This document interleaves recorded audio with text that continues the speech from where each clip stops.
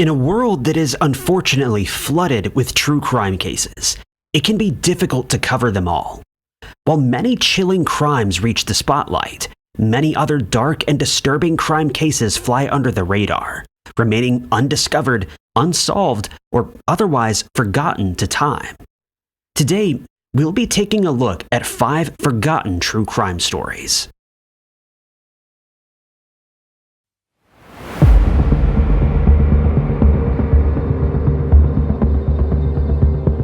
The police force knows what they're up against and what they're doing.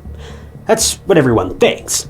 They're trained to be logical and professional in dire situations like crimes, and their job is to do everything they can to prevent the crimes, find evidence, take perpetrators to jail, and give the victims' families justice and closure. But what happens when the very police force you put your trust in topples everything over with one wrong decision? In the sad and unnecessarily dragged out case of Nona Dirksmeyer, a 19-year-old beauty queen who was found lifeless in her own home, the police turned out to be negligent and incompetent and wasted so much time running after someone who they were certain was the perpetrator, all while missing the obvious signs that were there all along.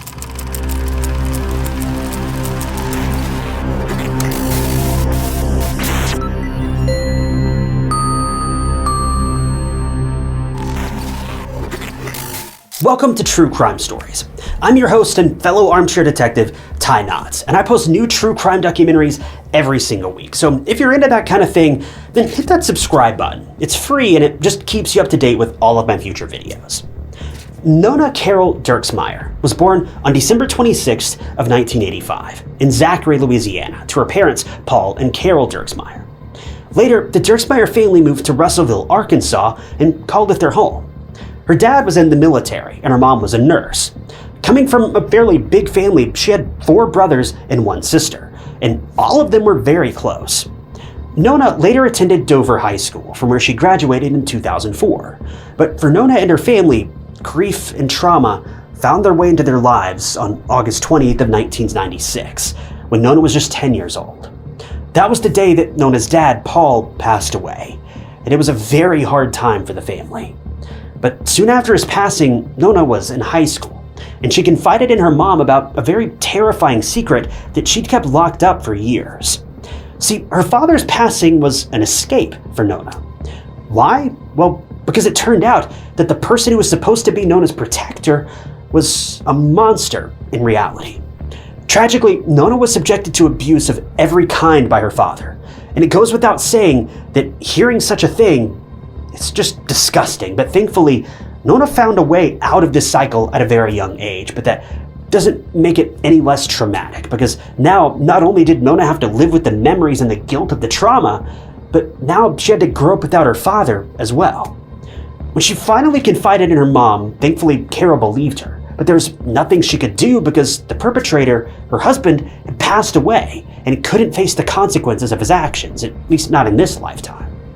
This trauma also left Nona with terrible emotional scars. She was an amazing young girl, but was suffering from depression from a very young age. Nona was a shy and sweet kid, but her circle of friends was pretty small, and she wasn't just an open book to the people who met her. But those who knew Nona were her ride or die, and one of them was her best friend since kindergarten, Kevin Jones. Kevin was the type of best friend everyone wants. He was very caring and gentle, and was protective of Nona too. The two lived close to each other and were basically inseparable growing up. They'd always do things together, plan activities, and just enjoy each other's company. Kevin was also one of the very few people who knew about the abuse that Nona endured, and instead of leaving her alone to sort it out, he stuck with her through everything. Even though Nona was difficult at times, Kevin had immense patience and believed that Nona would make it through. He was there for her when she suffered from her terrible bouts of depression, and their friendship only solidified with time. So much so that the two started dating, which was just perfect. If anyone saw Nona and Kevin, they knew that they were meant for each other. Nona's other friends also encouraged her to break out of her shell. Not that there's anything wrong with keeping to yourself, but Nona's friends knew that she was born to do amazing things, and she just needed that little push. Eventually, this little push led to Nona performing in beauty pageants. She participated in several local beauty competitions and won multiple awards. She was crowned Miss Petit Jean Valley in 2005 and went on to compete in the Miss Arkansas pageant in that same year. Nona also channeled her emotional hurt into something productive, and she took part in a lot of volunteer work for women who suffered from abuse or violence. She was also very religious, and not only did she sing in her congregation's choir, but she was also a member of the First Christian Church and the Big Brothers and Big Sisters organization. When it came to college, Nona and Kevin both enrolled at Arkansas Tech University. Nona, wanting to use her musical talent as a potential career path, chose music education as her major. College was the time for Nona to spread her wings, and she decided to rent an apartment near campus. See, Nona's mom, Carol, had remarried after Paul's passing. And even though Nona's stepdad was 100 times better than the monster that was her biological father, he was still strict, and everyone in the house had to follow his rules. The typical come home early, having a curfew, all that kind of stuff. Well, Nona didn't want to do that since she was in college, and she wanted independence, and rightfully so. This was why she moved into her apartment in Russellville, Arkansas. But within just a year, Kevin had some unexpected news for Nona. See, Kevin had decided to change universities, and now he was moving an hour and a half away from Nona. The couple had been in a relationship for about 5 years now, and this was the first time that they'd be trying the whole long-distance thing. While it wasn't ideal, Kevin hoped that his and Nona's love for each other was stronger than the distance, and that they would make it work. They communicated regularly, kept each other in the loop of things, and would meet whenever they got the time. Before long, December of 2005 rolled around, and the air was thick with the cheery holiday spirit. But this was also the tragic time when something terrifying happened to Nona. That too, inside the very place that she called home. December 15th of 2005 was the day when Kevin and Nona had plans to meet. They were finally free for the holidays and couldn't wait to spend time together. On that same day at around 9 a.m., Nona texted Kevin in the morning, wishing him a good day, and that was tragically the last time he ever heard from Nona. As time went on, Kevin was looking forward to Nona's call, but he never got one. He started to get worried and called and texted Nona constantly. At one point, out of desperation, Kevin texted Nona saying, quote, "You alive?" As soon as Kevin got free from his errands, he immediately called his friend Ryan, who worked as a delivery guy, and asked if he could go check up on Nona. Ryan reached Nona's apartment, and he was surprised to see her car in the parking lot. From the windows, the lights of the house were still on, but when he rang the doorbell, no one answered. Kevin had a really bad feeling about this, and he asked his mom to accompany him to Nona's apartment. Kevin usually had a key to her apartment, but unfortunately he left it at home at that time. So he had no choice but to go through the back sliding doors. Now, for context, the sliding doors were usually secured shut from the inside. Some sources say that they had the type of security fence of sorts, and this was something Nona specifically asked for because there were times when she was home alone and she was scared for her safety. Kevin expected the security bars to be there, but as the trio rounded off to the back, there was nothing on the back sliding doors. This was immediately alarming for Kevin because Nona would never have taken the security fence down, especially if she was home alone. So why was it removed? As soon as Kevin entered the apartment, he saw something red on the blinds, and you can probably guess what it was. But as he went up to Nona's bedroom, he was met with a horrific scene.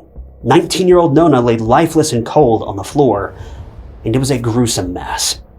Kevin, completely distraught and acting on impulse, took a now passed Nona into his arms and was sobbing uncontrollably. This was his girlfriend of 5 years, and now she was lying there lifeless and exposed for who knows how long. Kevin's mom, Janice, immediately called the police, and as soon as investigators and emergency services arrived, the house was taped off, and the police, at first glance, knew that the attack on Nona was horrific. A table lamp and a knife were used to viciously attack Nona. There was also a discarded contraceptive wrapper on the floor and one single fingerprint on the lamp. Nona's autopsy results showed that her time of death was anywhere between 10:30 a.m. and 1 p.m. But this was where the investigators made a grave mistake. They did not inspect the crime scene thoroughly. They didn't take samples from the blinds, and they didn't check the apartment for shoe prints. Worse yet, they never expanded the inspection from the bedroom where Nona was found. But why would they do this? Well, it's because they already had their eyes set on one particular person: Kevin. As soon as the detectives stepped foot into the apartment and saw Kevin, they knew they had their guy. First of all, they saw Kevin's clothes covered in Nona's blood, because if you remember, he hugged her and cried as soon as he discovered her. Well, the investigators came to the conclusion that he had done this on purpose to hide any evidence of the crime on his clothes. This, to them, was the only logical explanation. But this was just the start, though. The police also thought that it was suspicious of Kevin to show up at Nona's apartment with his mom and friend. According to the police, Kevin had thought ahead and brought people with him so that they could provide him an alibi. Also, remember the text that Kevin sent Nona, asking if she was alive? Well, the investigators held on to this information like their job was on the line and accused Kevin of fatally attacking Nona. Now, if this sounds totally ridiculous to you, you're not alone. But there's more. The detectives took 19-year-old Kevin to the police station and grilled him with questions, even forcing him to confess to the crime. During the interrogation, Kevin was alone in the room, and when it dawned on him that he was a suspect in his girlfriend's passing, he punched a chair in sheer panic and frustration, and this was all caught on camera.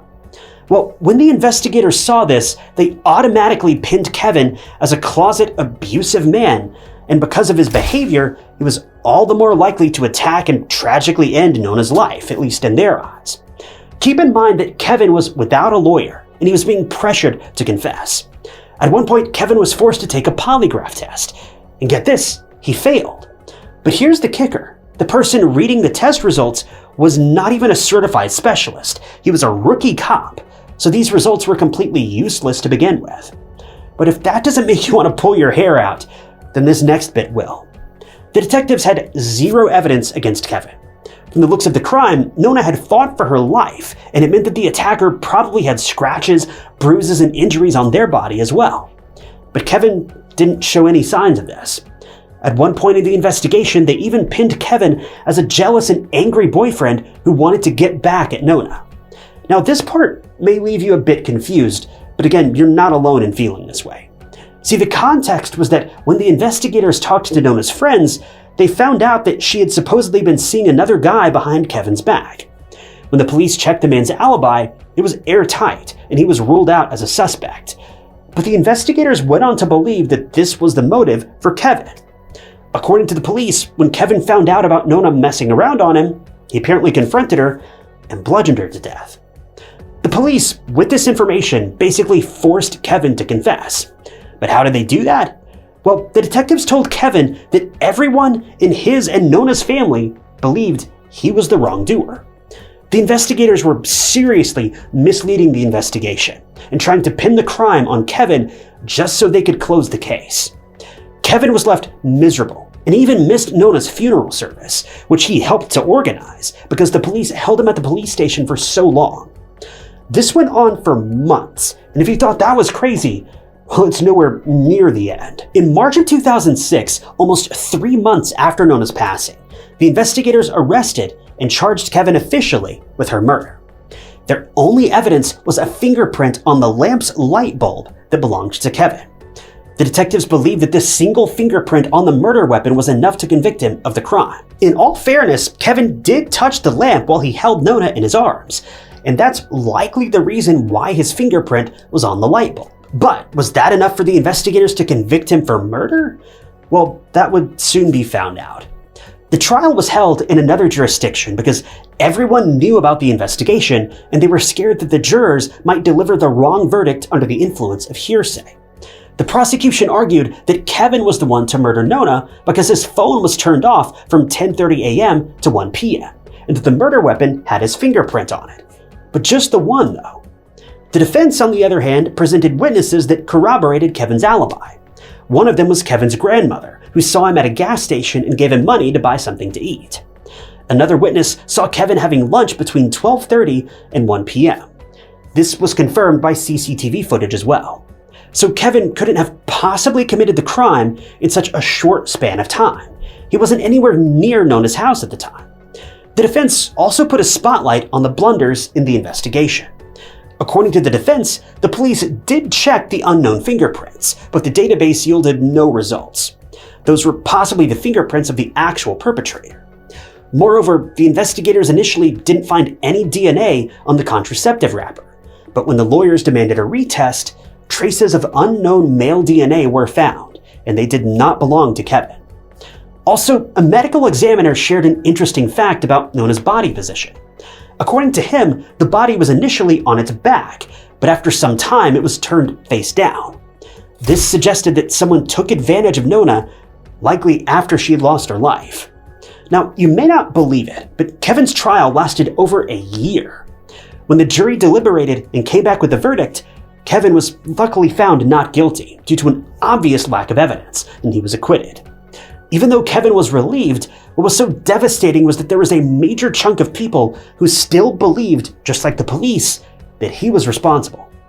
Can you imagine how Kevin must have felt? Not only did he find his girlfriend of 5 years murdered, but he was being painted as the killer by the police. And some people believed it. It was all because of serious errors, lack of professionalism, and incompetence in the police force. And they were so close to convicting an innocent man for Nona's passing. Now that Kevin was no longer a suspect, the investigators were back at the desk, and this time they had lawyers behind them directing on what to do. The DNA found on the contraceptive packaging was tested against all the DNA of the men who'd interacted with Nona, but the results were inconclusive. That was until September of 2007 when they finally got a break in the case. A man named Gary Dunn was arrested for robbery. But what did that have to do with Nona's attack? Well, the DNA found at Nona's crime scene matched Gary's. Not only this, but Gary also lived in the same apartment complex as Nona, and initially he was even a suspect in Nona's investigation. But because of the police's laser focus in the wrong direction, he was ruled out. To make matters worse, Gary was also accused and convicted of attacking another woman. Also, his alibi on the day of Nona's attack was never checked. According to Gary, he was out shopping with his mother. And remember this because it'll come back up later. The detectives make one huge mistake after another in this investigation, and it was time for them to redeem themselves. Finally, it clicked for the police, and Gary was brought in for questioning. When he took a polygraph test, though, he passed. But get this test was yet again conducted by someone who was not licensed to read polygraph results. You can't make this stuff up. When the investigators finally looked into Gary's alibi, lo and behold, it turned out to be false. Well, Gary did go shopping with his mom, but it was 2 days before Nona's attack. Gary actually had shown shopping receipts to the police when he was initially questioned as a suspect back in 2005. But the investigators either didn't notice the dates were wrong, or they didn't even look at the receipts. If only the detectives had looked a little more closely and paid attention to Gary's alibi instead of grilling and pressuring poor Kevin to confess to the crime, this case could have been solved years earlier. To add to the suspicion, the unknown fingerprints on the lamp matched that of Gary's. But there was a problem. It was not a 100% match, because it had now been so long since the murder that the evidence had deteriorated. And the investigators also failed to retrieve fingerprints and DNA within the first few hours of the crime being discovered. So even though the majority of the blame fell on the police, sadly, the DNA evidence and the fingerprints, which were Gary's and not anyone else's, could not be used as evidence in court, which was devastating to the investigation. But with all of this new information, Gary, who is currently on parole for almost taking the life of a woman in 2002, he was arrested and charged with Nona's murder. Gary was a very violent man. He had a history of being forceful with women. In 2002, he attacked a woman who was out for a run. He subdued her, even told her that he would end her life if she resisted. Luckily, the woman managed to escape and ran to her car and called the police. Gary was arrested shortly thereafter and was given just 19 months in prison.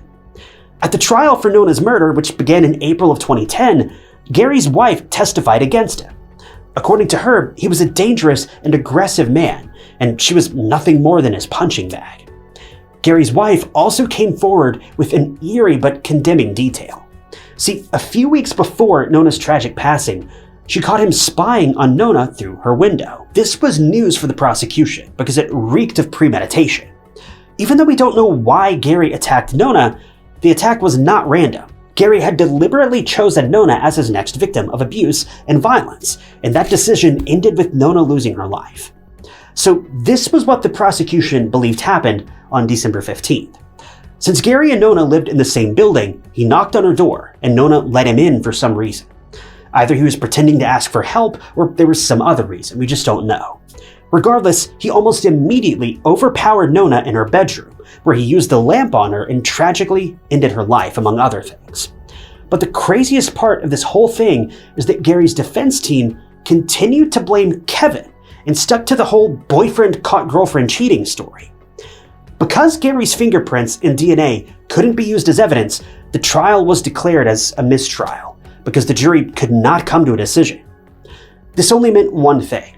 A new trial was booked, and this time one of Gary's victims, the woman that he attacked in 2002, also testified.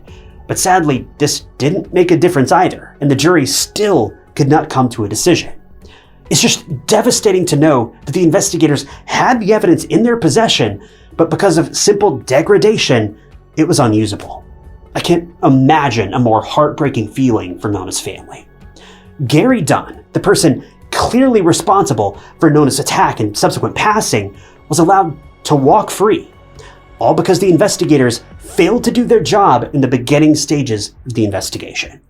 But it wasn't long until 39-year-old Gary was arrested again in 2018 for committing 2 more crimes in one day.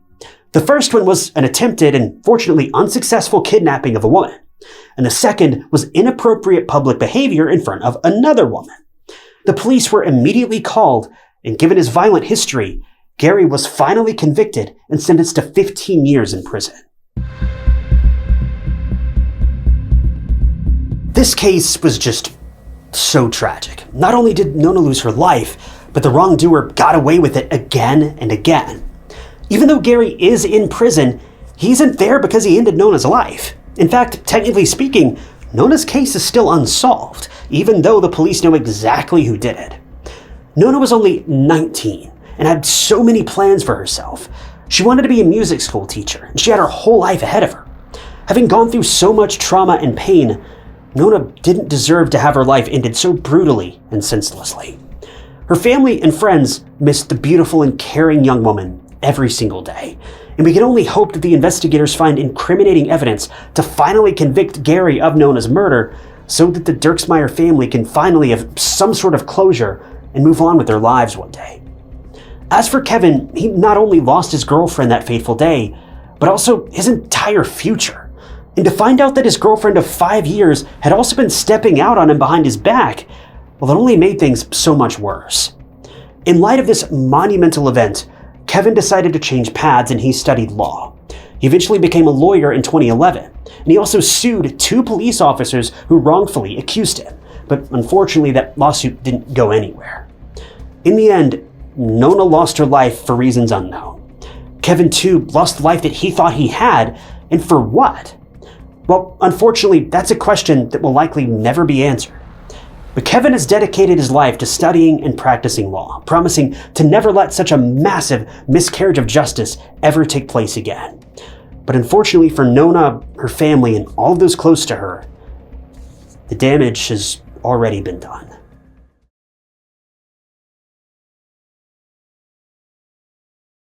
People do crazy things when they're in love. They tend to let emotions control their actions rather than thinking with logic and reasoning.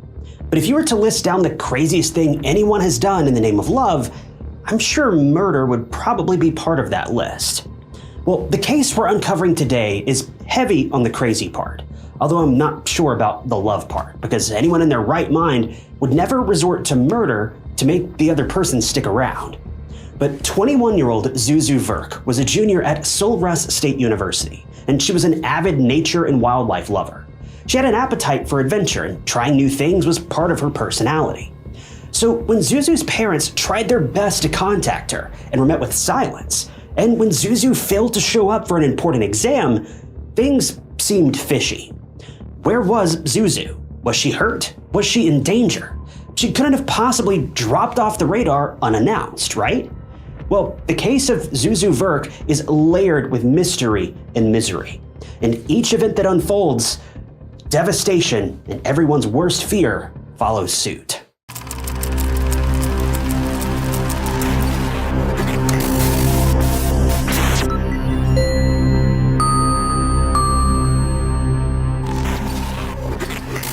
Welcome to True Crime Stories. If you're new here, I'm your host, Ty Knotts. I post new true crime documentaries every single week. No AI narrations, no unnecessary drama, just a victim with a story to tell. So if you're into that kind of thing, hit that subscribe button. It's completely free and just keeps you up to date with all of my future videos. But Zuzu Verk was born on April 21st, 1995, to parents Lori and Glenn Verk in Keller, Texas. She had a brother named Miles, and the family was one tight-knit unit built on love and trust. Miles described Zuzu as a blast to be around, and was the best sister he could have asked for. Now, I've never met Zuzu, but just looking through some of her photos, I can tell you without a doubt, this woman was probably a riot. She's never seen without an enormous grin, literally ever. The story behind Zuzu's name is also an interesting one. It was actually Glenn who wanted to name his daughter after Zuzu Bailey's character from the 1946 classic Christmas film, It's a Wonderful Life. Like anyone, Lori and Glenn both loved this movie, and they thought that if they ever had a daughter, they would name her Zuzu. Call it a late Christmas miracle or divine timing, but Lori found out she was pregnant in 1994, and 9 months later, sure enough, a healthy baby girl was born, and she was named Zuzu, obviously. Everyone who met Zuzu asked her about her unique name, so much so that she had a running joke with her dad about having an information card that she could just hand to people.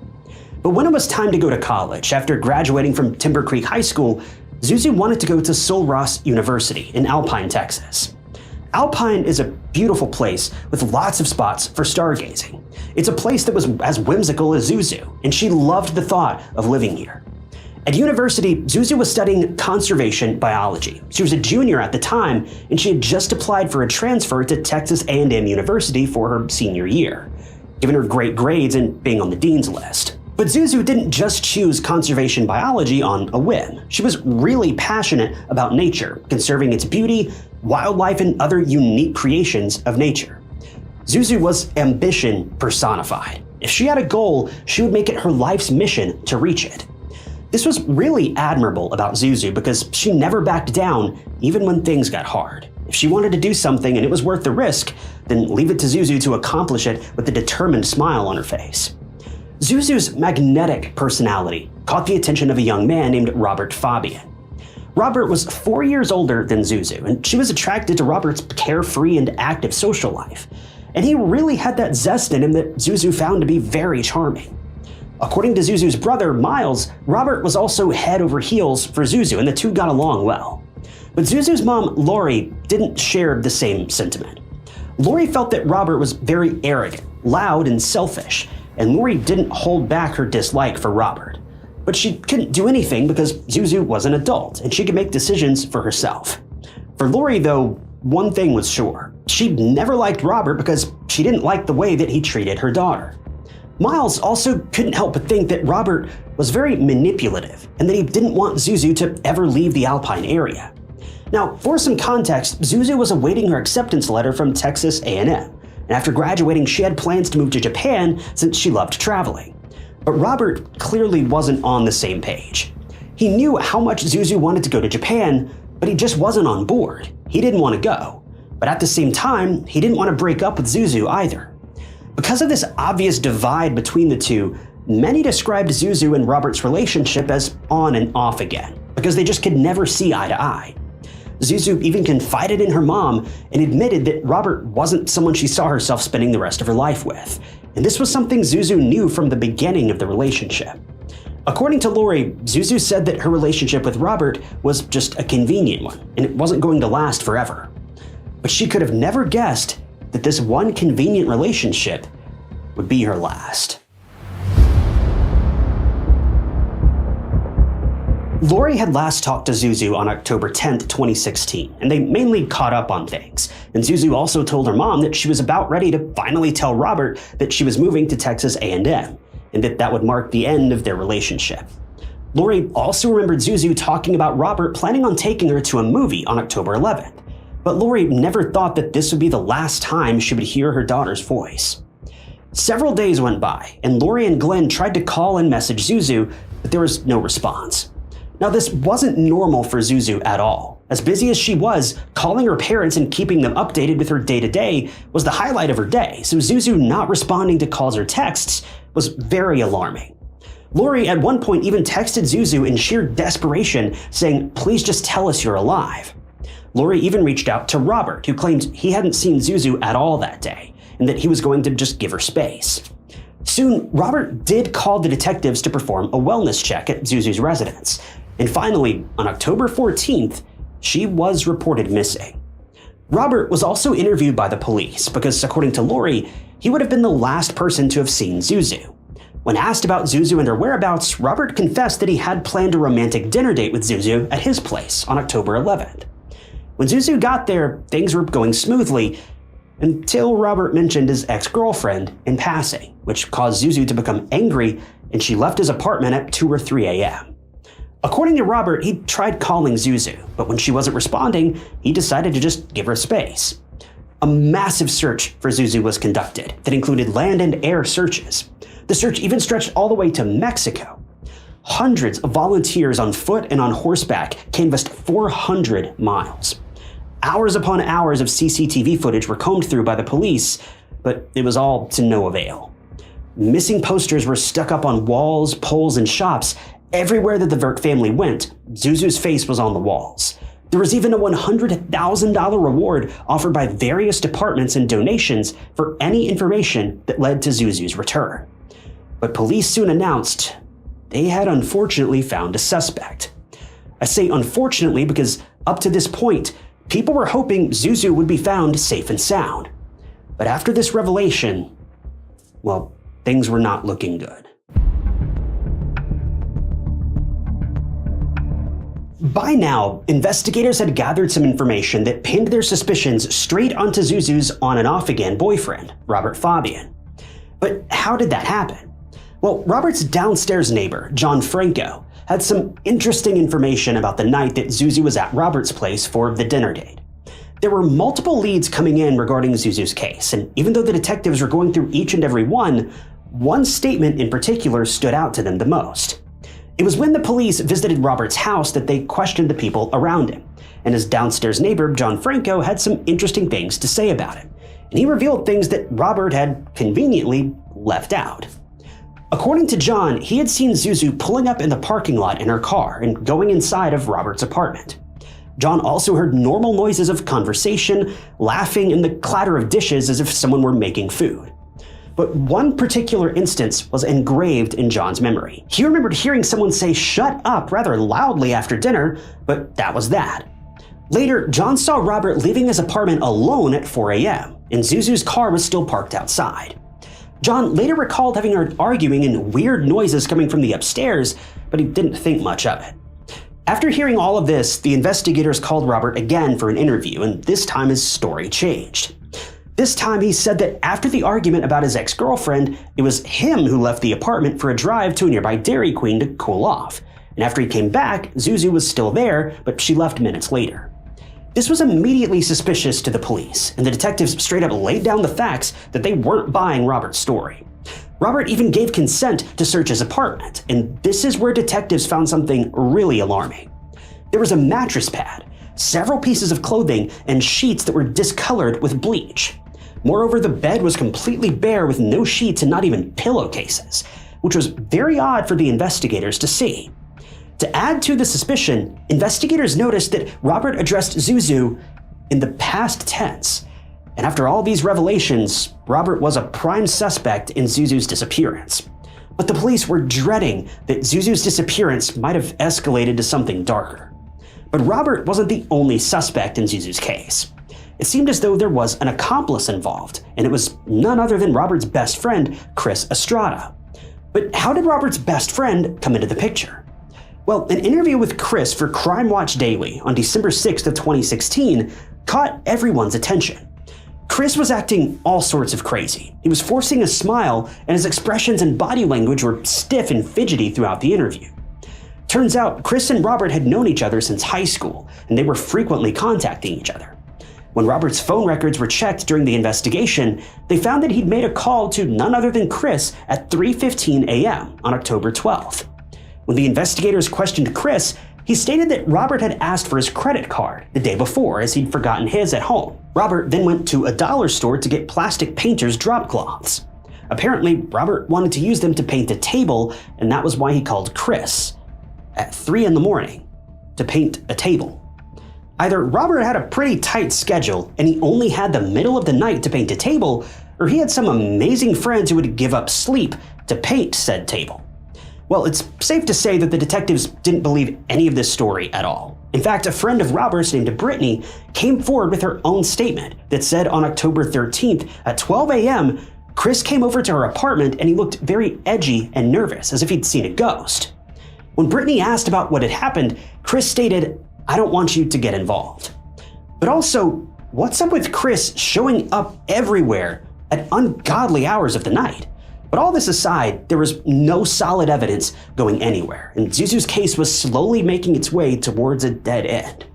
There was only circumstantial evidence, and even though Robert was a prime suspect, there just weren't any clues to lead the investigation. To add to the frustration, Chris wasn't of any help at all, as he stood by his weird helping his best friend paint a table at 3 a.m. story for the most part. The Verk family also held several press conferences in hopes of finding any clue about Zuzu. They even went as far as directly pleading with Robert to work with the investigators to find Zuzu, or at least figure out what had happened to her. And just like that, 3 whole months had passed by, and when it looked like there was no hope in solving Zuzu's case or ever finding her alive, a case-altering discovery was made. But it crushed any hopes of finding poor Zuzu alive. On February 3rd, 2017, 3 whole months after Zuzu had gone missing, a Border Patrol agent named Jared Maynard noticed something in a ditch in a remote area of Brewster County outside of Alpine. As he approached closer, he noticed that the disturbed dirt was actually a shallow grave, and there were also pieces of plastic poking out, along with a blue sock and black fabric. The investigators were notified immediately, and when the area was dug up, a body wrapped in a plastic painter's cloth was exhumed.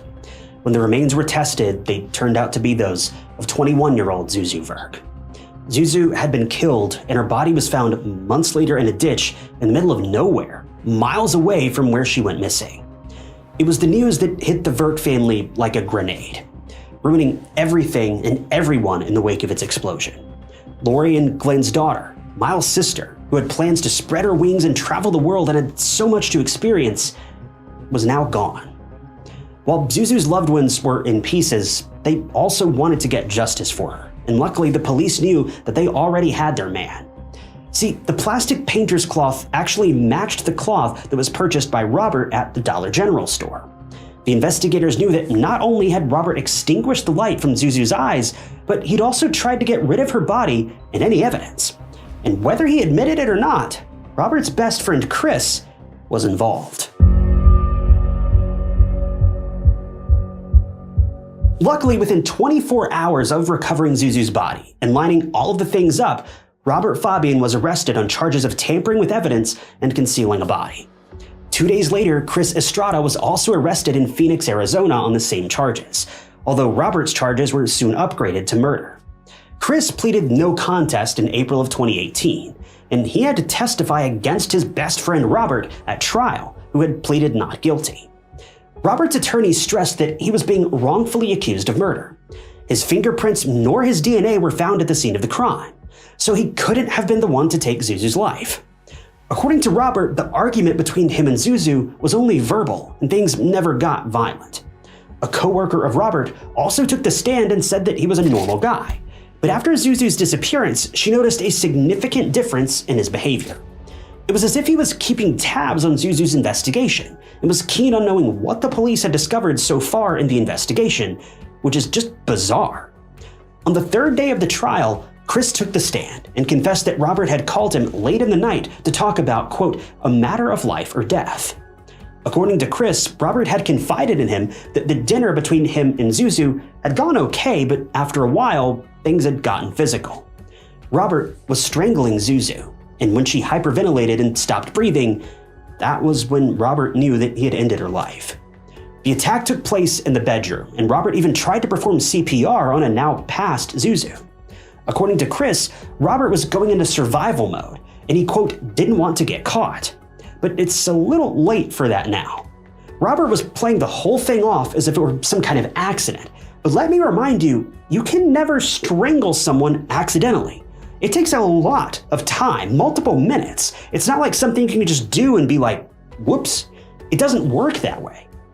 According to Chris, Robert called him to help him get rid of Zuzu's body at least a dozen times, even visiting Chris's house in Alpine at one point, but Chris refused. Chris also went on to say that Robert begged him to not turn him in. Now, Chris's actions were very questionable because even though he might not have had a hand in Zuzu's passing, he failed to help the authorities. He withheld information that could have helped the investigation along and helped solve Zuzu's case quickly, making her loved ones go through countless bouts of pain, hopelessness, and uncertainty for 3 long months. In Chris's defense, though, he was in a tough spot. He saw how much Zuzu's family was suffering, but in order to help them heal, he would have to turn in his best friend. It was a terrible situation to be in, but that doesn't mean he shouldn't have done the right thing. At one point in the trial, a cellmate of Robert's, Roy Roman from Brewster County Jail, came forward and stated that he heard Robert confess that he had to kill Zuzu because she found out about a bisexual relationship between Robert and Chris, and apparently she threatened to expose him, leaving Robert with no choice but to take Zuzu out of the picture for good. According to Roy, Robert was also very remorseful and even broke down in his cell, saying, "I didn't mean to do this." Regardless, on May 8th of 2019, after 5 hours of deliberation, the jury reached a verdict. Robert Fabian was found guilty of all charges. He was sentenced to life in prison with an additional 29 years for tampering with evidence. Chris Estrada, on the other hand, was sentenced to 42 months in prison, plus $317 court costs on the evidence tampering charge, and an additional year and another $317 on the evading charges. Following Robert's sentencing, Zuzu's family gave their own statements that were laced with a mixture of sadness and relief. Sadness because they were never going to see Zuzu again, and relief that Robert, the person behind Zuzu's death, was finally facing the consequences of his senseless actions. But one thing that still gnaws at everyone's minds is why? Why did Robert take Zuzu's life? Was the only reason that he couldn't let Zuzu go? Was the reason for the events escalating to murder really Zuzu breaking things off with him? Or was this story about a supposed fling with Chris the real reason? These are the questions that leave everyone confused and terrified because only Zuzu and Robert know for sure what happened on the fateful night of October 11th and what the breaking point was. All Zuzu's family knows is that they miss her terribly. What's so heartbreaking was not long after Zuzu had gone missing, her parents received a letter in the mail from Texas A&M University, and it stated she'd been accepted.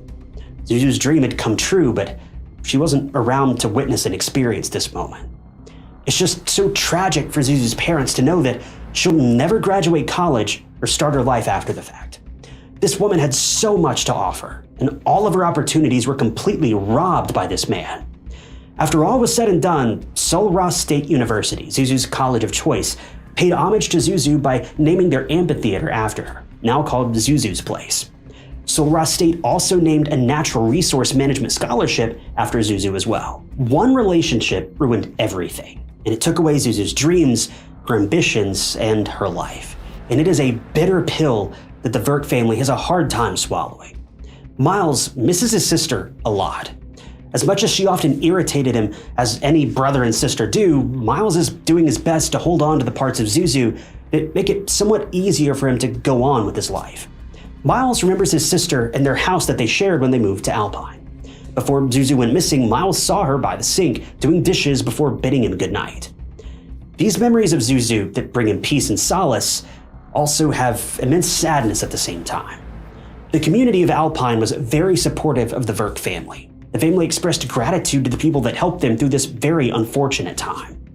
The Verk family believes that if it wasn't for the support from the community that Zuzu was such a huge part of, they would have lost their way in the pitch black darkness of grief. Zuzu was a dreamer, and she wasn't about to let anyone stop her. But one person decided that if he couldn't have her, if he wasn't the center of her world, then he wouldn't hesitate to crash, burn, and destroy her forever. If you hold on to something too tightly, then it's bound to eventually break apart. And the loss of that very thing can make you spiral out of control. That's exactly what Robert did to Zuzu. He tried to keep her with him, but when Zuzu resisted, he knew that he had to do something about it, which is just so chilling. It's important to remember, don't waste your time with people that try to hold you back. Zuzu had such big dreams of adventure and making a difference in the world, but Robert, on the other hand, just wanted her to sit down, stay put, and bend to his every will. Don't let yourself be held down by people like this. Zuzu was so close to breaking free from the clutches of this monster, but she just didn't quite make it out in time. Don't let the same happen to you.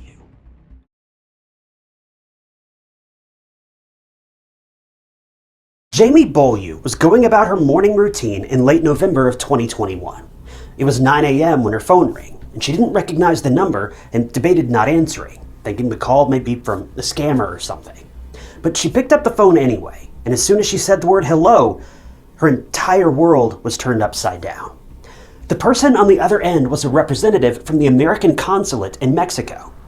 She suddenly felt unable to breathe, especially when she heard the words Sativa Transue, dead, and hotel room. Sativa was Jamie's daughter, and she was on vacation in Cancun, Mexico with her boyfriend of 3 years. The world could have ended right then and there, and Jamie wouldn't have even budged, but she quickly realized there was a job to do.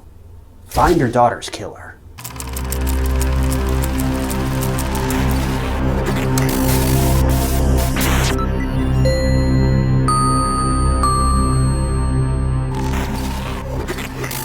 Welcome to True Crime Stories. If you're new here, I'm your host, Ty Knotts, and I post new true crime documentaries every single week. And if you're watching this video, that probably means you're interested in true crime, and that's pretty much all we do here. So be sure to hit that subscribe button. It's completely free, and it just lets you know when I post new videos. Sativa Transue was born on May 19th of 1995 in Spokane, Washington. When she was 12 years old, the Transue family moved to Cheney, and this is the place that Sativa called home. She had a sister named Michaela, and the two were very close. Not only were they sisters, but they were basically like best friends. Sativa attended Cheney High School, from where she graduated in 2013, and later she enrolled in Eastern Washington University and studied exercise science. Sativa wanted to pursue a career in the field of fitness and training, and her goal was to become a massage therapist. Now, if you needed any confirmation as to how bright and likable Sativa was, she was actually voted as the student with the most contagious laugh in high school. And I know this has become a bit of a cliche in the true crime genre, but Sativa, in all honesty, was the type of person that just loved all things happy. Whether it be the shining sun, bright colors, a good movie, or delicious food, she just loved to live. In June of 2017, after she graduated from EWU, Sativa moved to Milton, Washington, and she wanted to open dispensaries in the surrounding area. Even though she was moving to a new place where she knew no one, the transition was pretty seamless. Being such a friendly and outgoing person, she made new friends very quickly and settled down in Milton in record time. Soon, her infectious personality caught the attention of one very significant person, and his name was Taylor Allen. Sativa and Taylor met while working in Cheney, and according to those that knew Allen, they were the complete opposites. Sativa was adventurous and loving and was essentially a breath of fresh air. But Taylor, on the other hand, well, he was a weird guy from the start. He was a bit more reserved than Sativa, but there's really nothing wrong with being opposites in a relationship. If you're a proper team, it just means you kind of got all your bases covered because you both specialize in different things. But the problem was, Taylor was also super insecure. For whatever reason, it was almost like he didn't feel he deserved Sativa and he felt that she was going to leave him or cheat on him or something. Now, he didn't know what or why, but it was pretty clear he was paranoid. When his anxiety got the better of him, he'd find himself tracking the activity on Sativa's phone through his laptop. Every message Sativa would get on her phone, Taylor would simultaneously get on his laptop.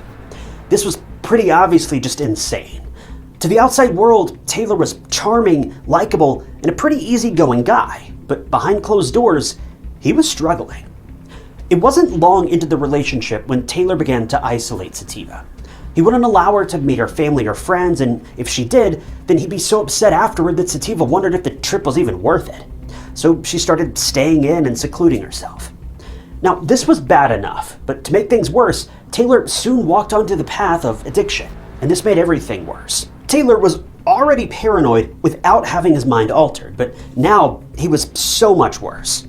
Sativa was speaking with a friend, and when Taylor was under the influence, the word that she used to describe him was, quote, a literal beast.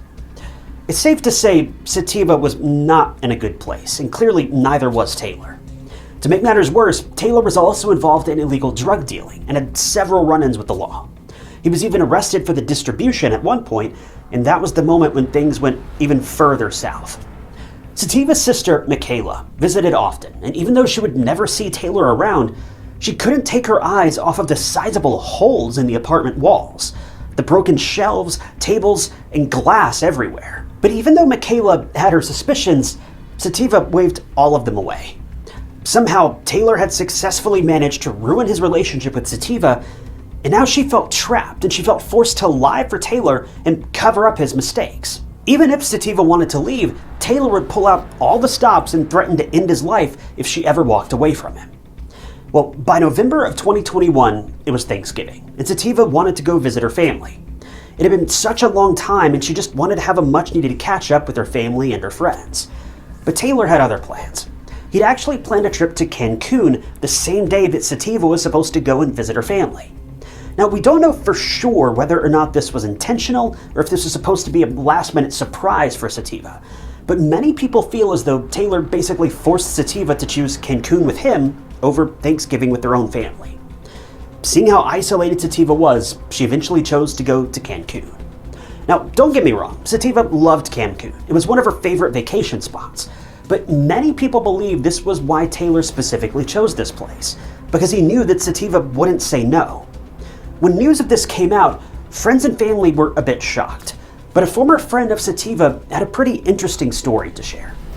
Stacia Shirley, who'd been the boss of both Sativa and Taylor in the past, had a lot to say about Taylor, and it wasn't anything good. According to Stacia, Taylor had, quote, a ridiculous temper. She vividly remembers a significant incident when Taylor got frustrated while building a work desk for her. He let his rage loose on the poor table and smashed it to pieces with a mallet. So you can probably tell that Taylor didn't like it when things didn't go his way, and even furniture was not safe from his violent outbursts. Well, this was the man that Sativa had been dating for 3 years, and had tried multiple times to break things off with, but in the end, Taylor would always find the right words to say that would bring her back to him. This man had some serious underlying demons that he was wrestling with. Well, in the end, Sativa decided to follow through with this Cancun vacation plan, but once she was back in Milton, enough was enough, and she planned on breaking things off with Taylor for good. But this would never happen, because Sativa wouldn't make it back from Cancun. At least not alive. November 25th, 2021 was the day when Sativa and Taylor left for Cancun, and in true Taylor fashion, he couldn't board the plane without bickering with Sativa. Peace and quiet were unfamiliar words in this man's dictionary, it seems, and the vacation was off to an anything but pleasant start. As they left, Sativa wished Michaela a happy Thanksgiving through text and told her that she loved her.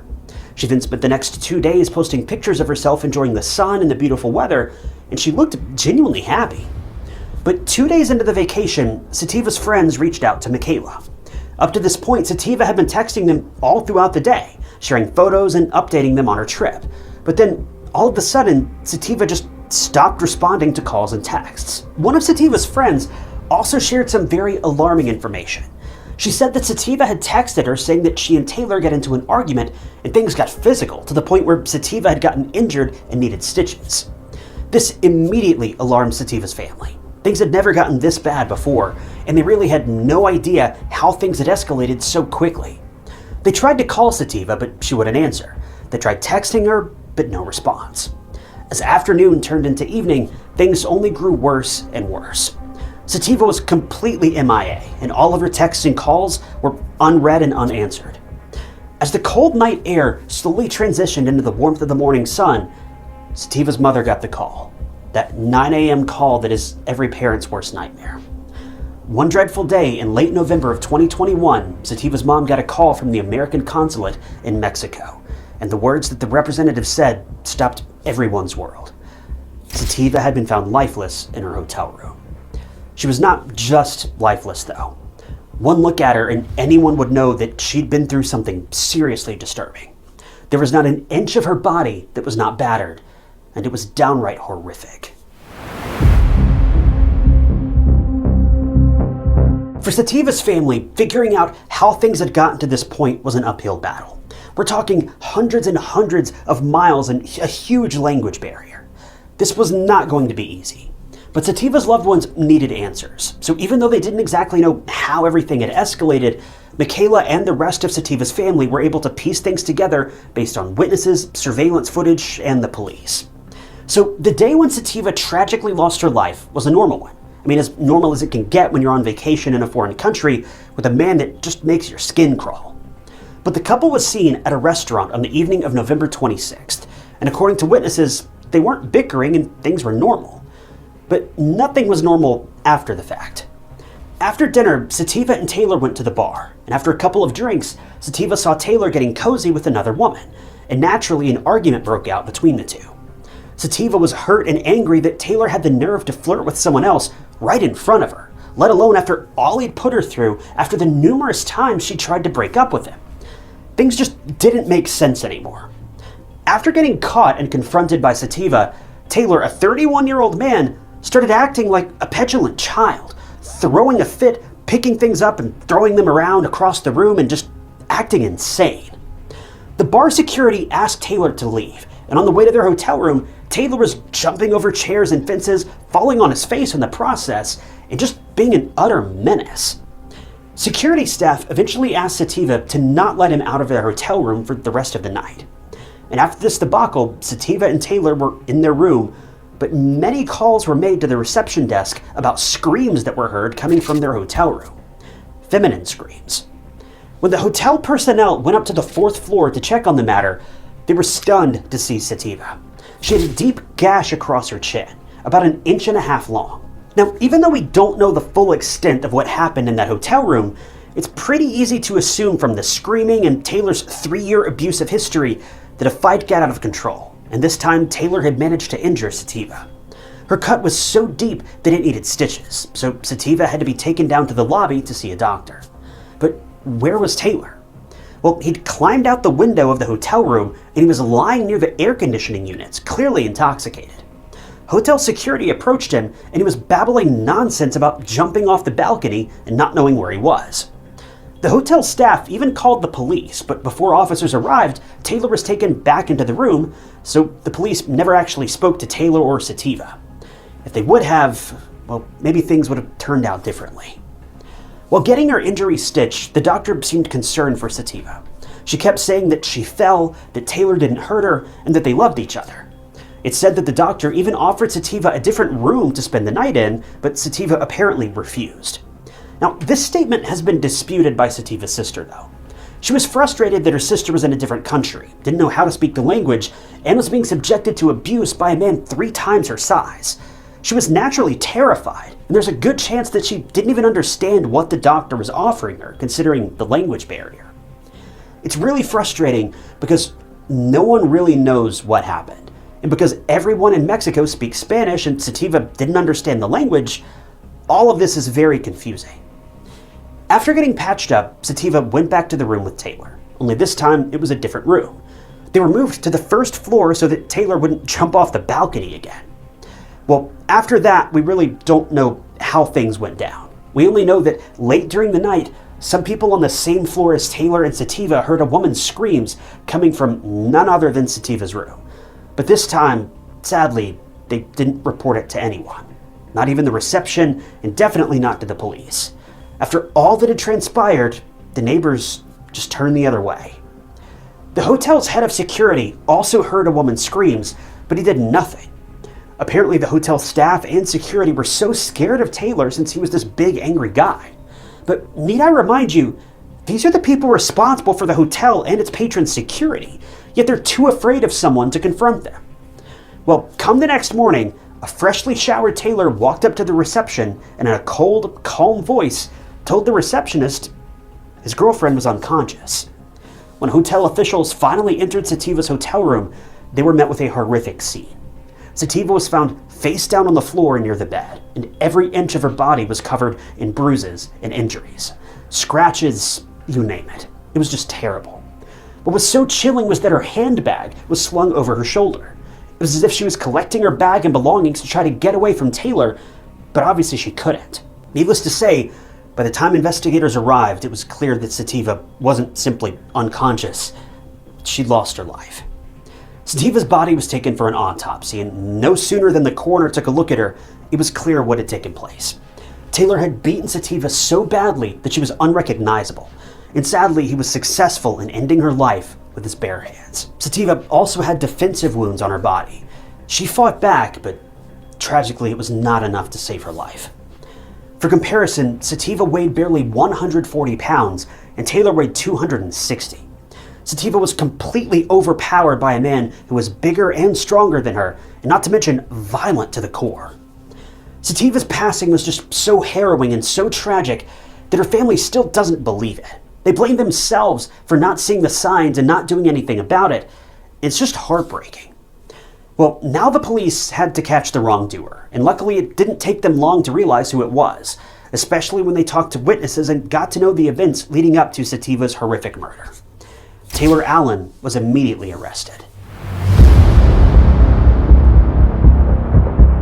Since Sativa was originally from Washington and she was murdered in Cancun, Mexico, her family obviously wanted her body to be brought back to the States. The Transue family wanted to conduct another autopsy, and they also wanted to bury her in the place where she was born and had lived all of her life.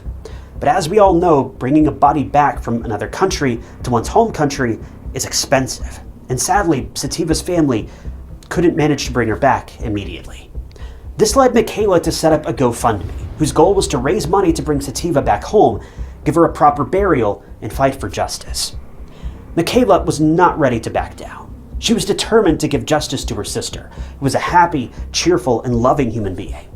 Her only mistake was staying with and enduring the mental, physical, and emotional torment of Taylor for as long as she did.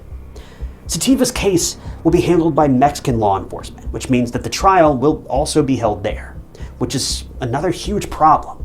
There's still a major language barrier, and Sativa's family has to make frequent trips from the US to Mexico, which get incredibly expensive very quickly. On December 8th of 2021, the Transue family was able to speak with a lawyer who then spoke with prosecutors, and a day later, Sativa's body was finally flown back to the US.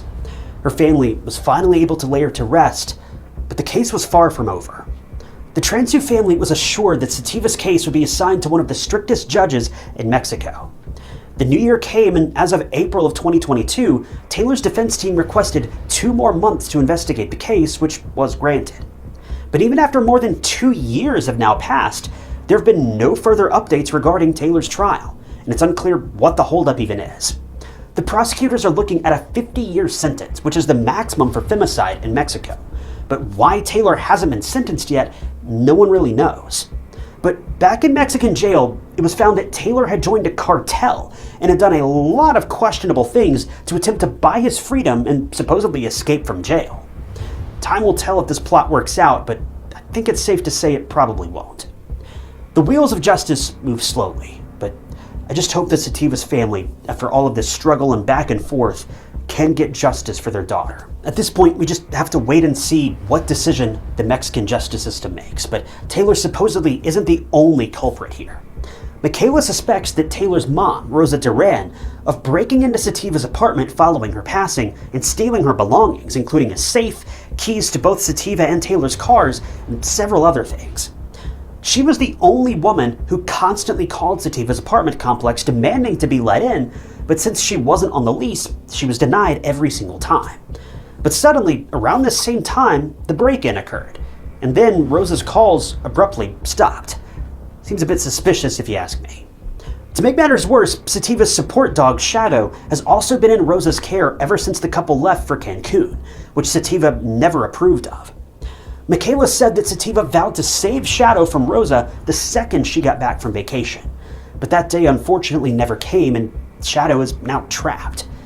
If there's anything you need to know about Sativa and Rosa's relationship, it's that the women were not on good terms. According to Sativa, Rosa controlled Taylor to no end, and Rosa even tried to manipulate Taylor and Sativa into permanently moving into a duplex closer to her after they got back from Cancun. So you can tell that the apple doesn't fall far from the tree, and both Taylor and Rosa need to be held accountable for whatever they did, and whatever they do, I guess. I just hope that this case reaches its end soon. Even though 50 years is not nearly enough time for a man like Taylor, I just hope that justice is served by the Mexican court system, because Sativa and her family didn't deserve what they went through and what they're still going through. Michaela has made it her life mission to educate women on the red flags in an abusive relationship. She urges everyone who's trapped to ask for help and escape. She truly believes that Sativa would have wanted her story to change lives, and Michaela vows to never stop fighting. She does not want any other woman to go through or even experience what her sister did. This case is something you've probably heard time and time again, but it is seriously alarming the amount of people that are trapped in abusive relationships and marriages. This is a terrifying cycle. It is truly mortifying to try to leave a relationship with someone that you're afraid of. But let Sativa's case be an example for any of you that may be in a similar spot. Waiting it out won't make it better. Chances are it'll only make it worse. If you fear for your safety or your life or your children's safety or lives, you have to leave now. Don't end up like Sativa. Please let her case be your light out of that darkness. I don't want to see any of you end up becoming a true crime story like Sativa or Joshua Hilberling or Danielle Finlay-Jones, Danielle Nemitz, Alicia Bromfield, Carlin Ramirez, James Barry, Angie Barlow.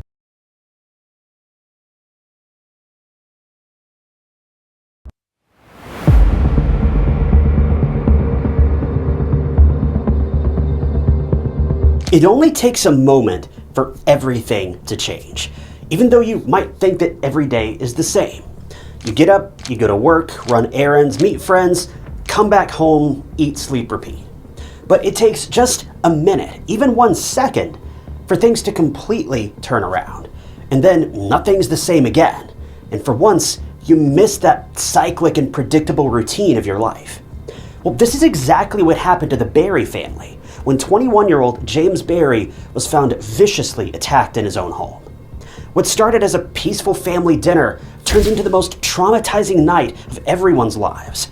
It goes to show how one single thing can completely change the course of your life, or even end it.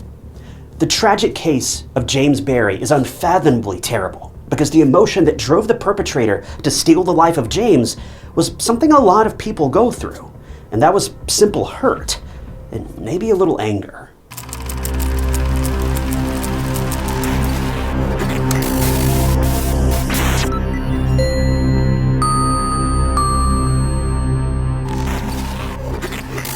Welcome to True Crime Stories. If you're new here, I'm your host, Ty Knotts, and I post new true crime documentaries every single week. So if you're interested in that kind of thing and you like what you see, hit that subscribe button. It doesn't cost a thing, and it just keeps you up to date with all of my latest videos. James Nicholas Barry was born on May 28th of 1995 in Wellington, Florida, to his parents Nicola and James Barry. He also had an older sister named Alexandra. Growing up, James was defined as gentle, shy, and kind. He had a small group of friends, and he was super close to his family. But he wasn't as outgoing or unpredictable as some other kids may have been. James and his sister Alexandra were the best of friends, and the two spent most of their time at home surrounded by their animals. The Barry family had 5 horses, 5 dogs, and 5 cats, so it's safe to say they were animal lovers through and through. According to Alexandra, James was a good kid who never put himself in dangerous situations or ever really got into trouble. He was a pretty well-mannered kid, and he'd spend most of his time outside with his best friend playing tag, catching frogs and tadpoles, and living just a normal childhood. But in 2002, when James was just 7 years old, unfortunately his parents split up. Nicola and James asked the kids who they wanted to live with, which, by the way, please never ever do this. This is not the responsibility of a young child to make choices between his two parents. It's incredibly damaging and honestly just irresponsible. But anyway, James decided to live with his mom and Alexandra decided to live with her dad. cutting the family clean in half. In spite of this, James learned to be very responsible and a kind and compassionate young man. He even took care of his mom, who was unfortunately diagnosed with breast cancer at one point. It was a very difficult time for Nicola and for the rest of the Berry family, but together they pulled through, and Nicola made it out of this terrible phase of her life with her son by her side. Eventually, James's mom began dating a man named Guy Hand, and James Sr. went on to marry another woman named Tricia. But even though the family dynamic had changed completely, the Berry family was still pretty close by the end of it all. In his teen years, James wasn't a popular kid in school. His only escape was playing video games, which was one of the many things he and Alexandra did together. While Alexandra stopped playing games as she got older, James was still deeply in love with the hobby all throughout his life. But even though James spent the majority of his time home alone, he soon met someone special, and her name was Melanie Aim. And she was a fellow gamer as well as a student at Seminole Ridge Community High School, the same school that James went to. The two immediately clicked, and what started as a friendship turned into something more. Melanie's parents were originally from Cambodia, and she also had extended family in Maryland. Melanie was also very shy and extremely soft-spoken, the kind of person where you have to lean in a little closer to hear them properly. That's the type of person Melanie was. But this aside, Melanie, as soon as she started dating James, became like a member of the Berry family. Everyone was extremely happy for James. This was his first serious relationship, and meeting Melanie also brought James out of his shell a little bit.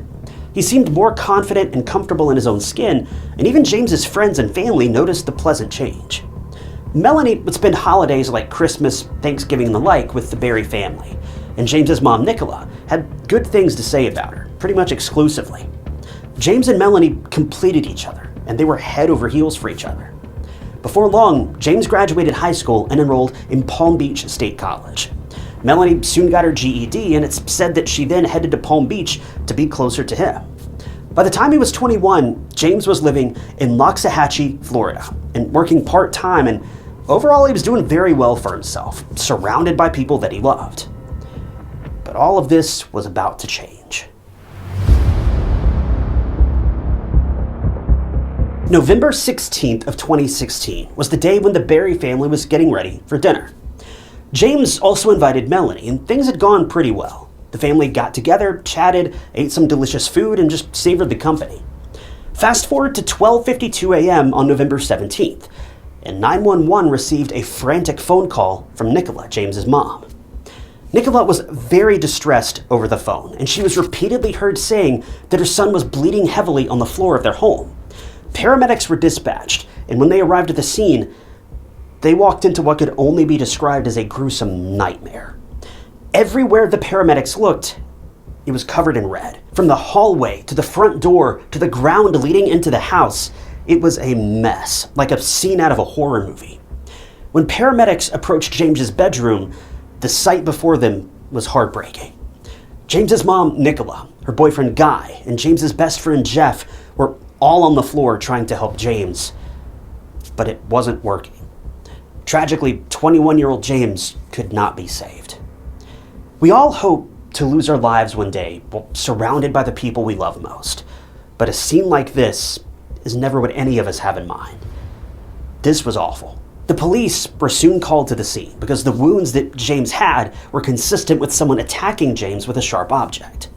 While the detectives were trying to figure out what had actually happened to him, the news of James's death traveled fast. His sister Alexandra was notified by Nicola, and she was completely blindsided by the news. The whole situation just kept going from bad to worse with each and every phone call the family made. Meanwhile, the police scoped the area and tried to find something, anything, that could explain what had happened to James and who had done it. Luckily, the detectives were able to find a suspicious weapon on the kitchen countertop.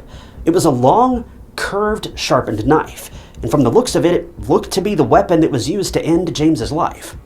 But the police couldn't catch the perpetrator with just the murder weapon alone, so they had no choice but to question the people inside the house first. In their minds, anyone could be a suspect. From James's best friend to his own mother, everyone was on the police's radar. The first person the detectives talked to was James's best friend, Jeff. They soon learned that Jeff was living with James at the time. Jeff recounted the events from a few hours before, and it was traumatizing for him to say the least. Jeff remembered going to sleep at about 10 p.m. that night after having dinner at the Berry house. James was playing video games at that time, and nothing seemed out of the ordinary. But all of a sudden, after a few hours, James woke Jeff up and said something along the lines of, "I think it's over." James was still very groggy, and he barely even remembers the conversation, but he told James to just go back to sleep, which he did. Sometime later, all Jeff heard was a loud bang that caused him to get up and go into James's bedroom, and that was when he saw the horrific scene. But Jeff recalled a very crucial detail about the murder weapon.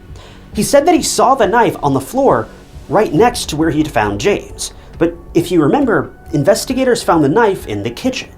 So how did the knife teleport from the bedroom to the kitchen? Where was the knife originally, and who had picked it up?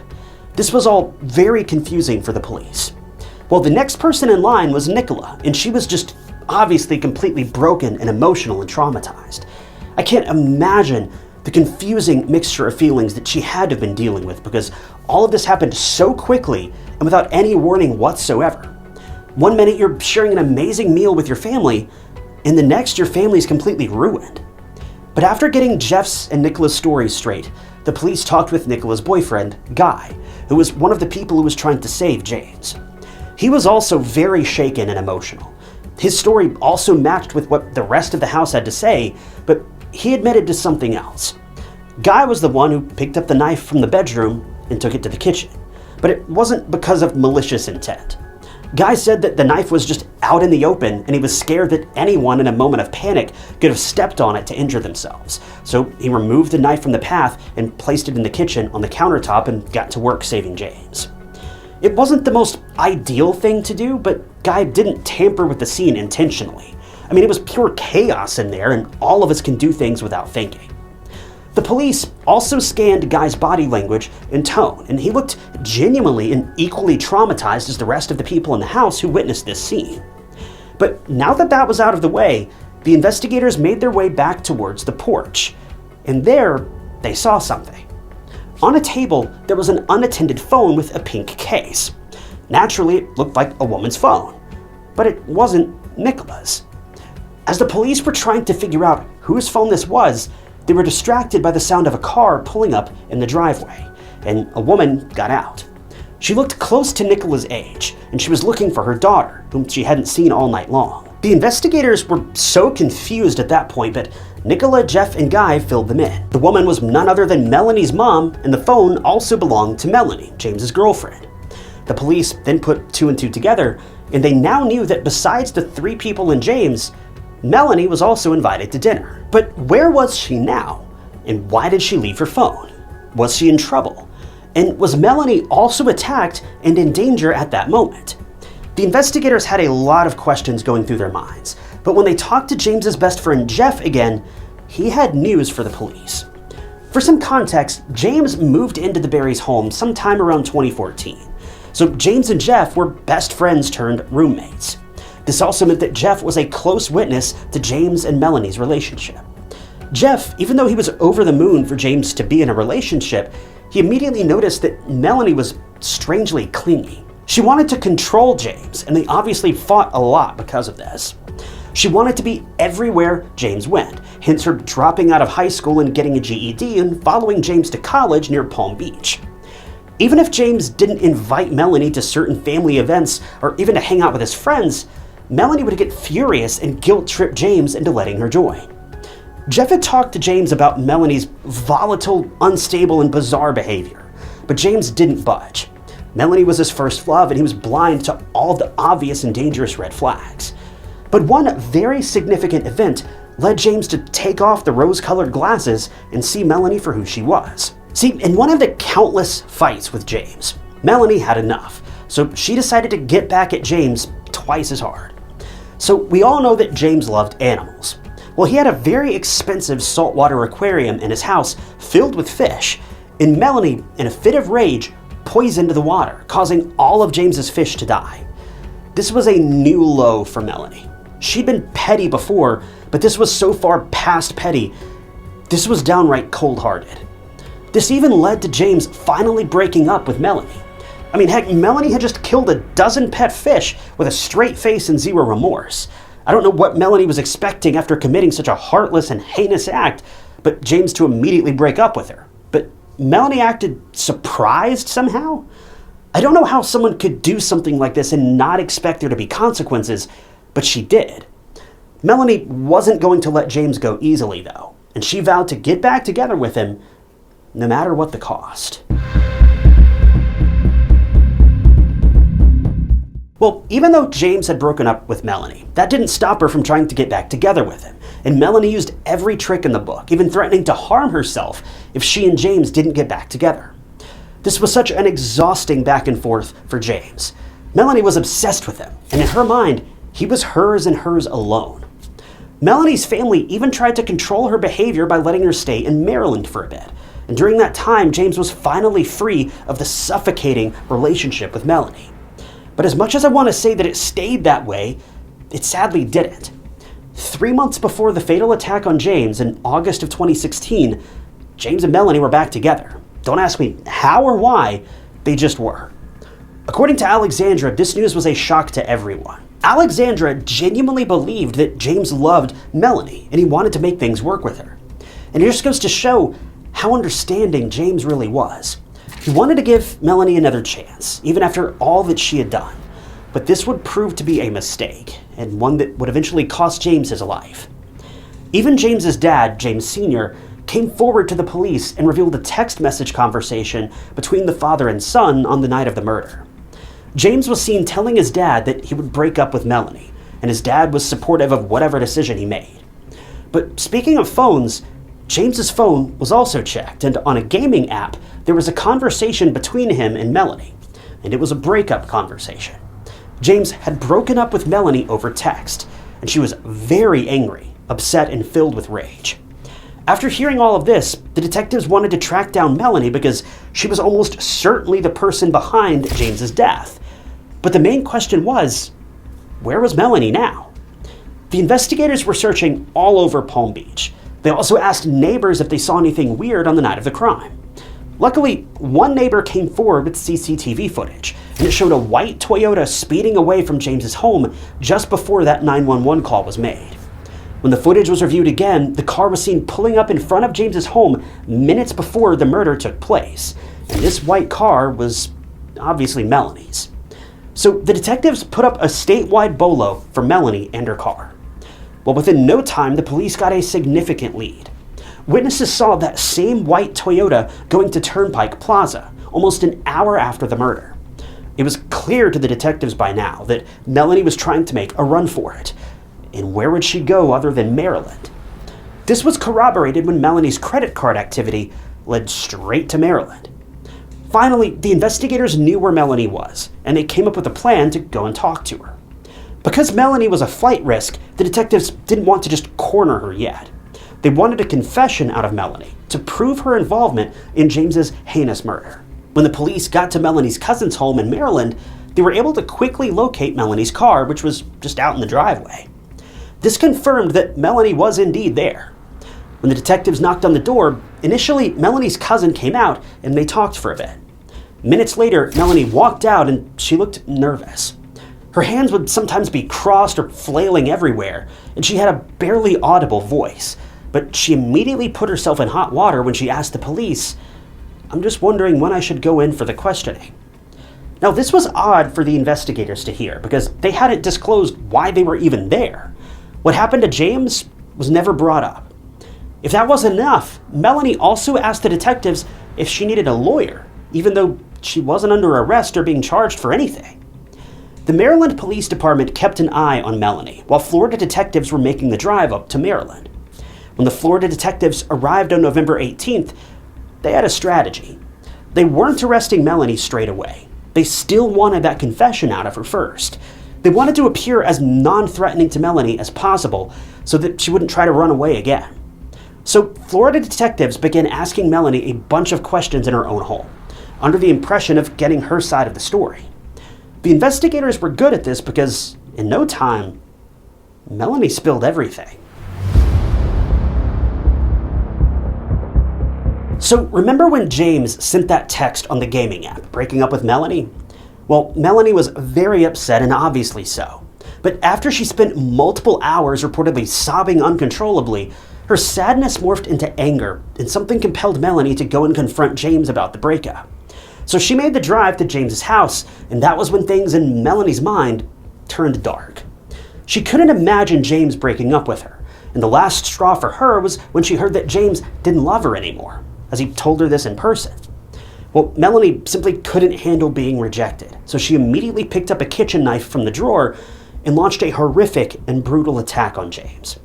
The struggle went from the kitchen to the hallway and up to James's bedroom, where Melanie fatally attacked James, then left him for dead. Melanie also voluntarily provided the clothes that she was wearing when she attacked James. Now at this point, the police had simply asked to see the clothing that she'd been wearing on the day that she and James had the argument. But Melanie openly handed them to the police, allowing them to keep them. This was just so bizarre. She was so forthcoming with information and evidence, yet she'd just run away to Maryland. It didn't make any sense. Why spend the effort running if you're just gonna come clean immediately? With all of the information, the detectives left Melanie's home, but not for long. The next day at 8:30 a.m., Melanie Im was arrested for the second-degree murder of her ex-boyfriend, James Barry. She was extradited from Maryland and brought back to Florida to face the consequences of her actions. Things seemed pretty streamlined for the police. They had their suspect in handcuffs, and soon justice would be served. But there were a couple of things that went down before the trial. First of all, a pre-trial motion was filed by Melanie's defense team. The defense claimed that Melanie's confession shouldn't be included in the trial because the detectives wrongfully coerced the confession out of her, even when she'd simply asked for an attorney. That too, 3 different times. But again, and I know I'm going to sound like a broken record, she wasn't arrested at the time that this took place. She was not in handcuffs. She was not even detained. She was questioned in her own home and offered all this information willingly to the police.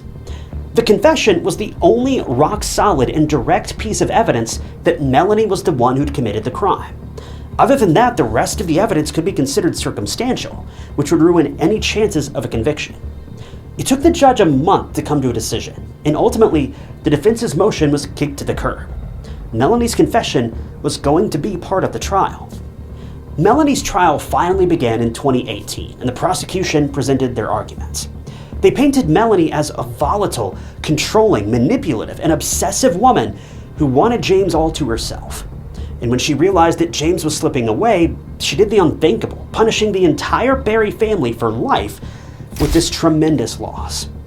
The defense, on the other hand, tried to pin James's murder on none other than Guy and Nicola, since Guy was the one who picked up the murder weapon, which looked suspicious, admittedly. The defense argued that Guy was the perpetrator and Nicola was an accomplice, which is unbelievable if you ask me. But after 2 days of deliberation, the jury unfortunately couldn't reach a unanimous decision, which was frustrating for everyone.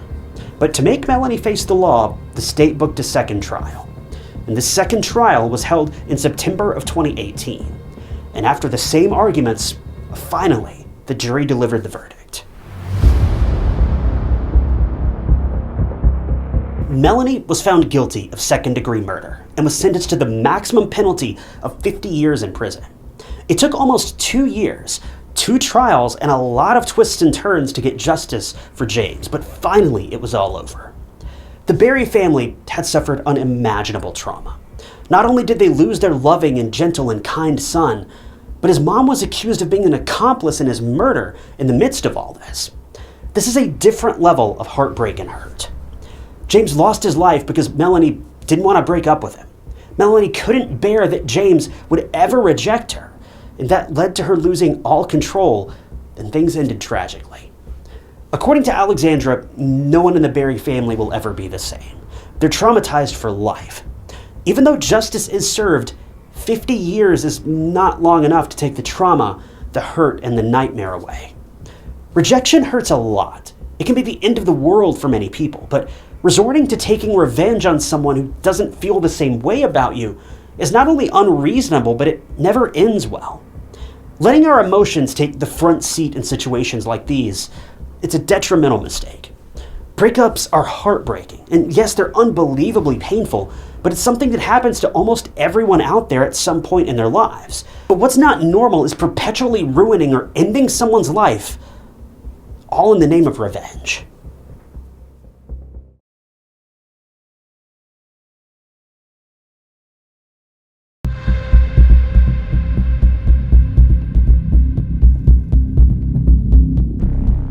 Tara Grant had been missing for a month when police showed up at the suspect's door.